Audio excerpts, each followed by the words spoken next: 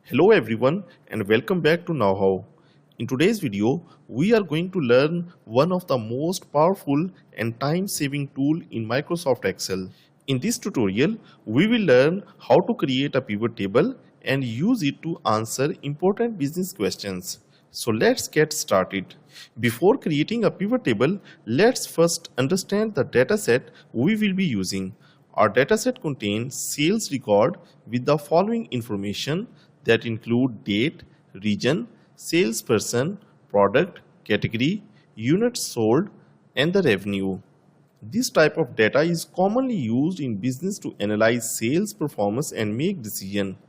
Instead of calculating summarizes manually using formulas, we will use a pivot table to analyze this data quickly and efficiently. Now let's create our first pivot table. To create a pivot table, first we will click anywhere inside our dataset. Next, I will go to the Insert tab, and here I will click on this pivot table. Excel automatically detects the data range. Here we will choose the new worksheet so that the pivot table is created on separate sheet. And finally, I will click on this OK. And that's it. Our pivot table area is now ready. On the right side, you will see the pivot table fields pane containing all the columns for your dataset. At the bottom, there are four important areas: filters, columns, rows, and values. We will use these areas to build our report. Now let's create some practical examples. Our first question is, which region generates the highest revenue? To answer this, drag the region field into the row area.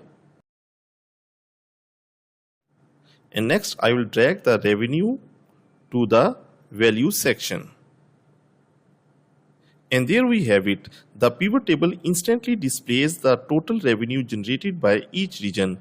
Without writing a single formula, we can quickly compare sales performance across regions. Let's perform a more detailed analysis. This time we want to answer how much revenue was generated by each product category in different regions.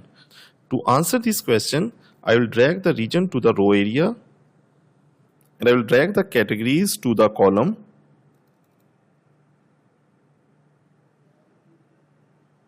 and the revenue to the value section. Immediately, Excel creates a matrix showing revenue by both region and category. Now we can compare electronic and furniture sales across different regions. This type of analysis is extremely useful for sales reporting and business decision making. Now let's analyze the salesperson performance. The question is, which salesperson sold the highest number of units? For this purpose, I'll drag the salesperson to the row field and the unit sold to the value section.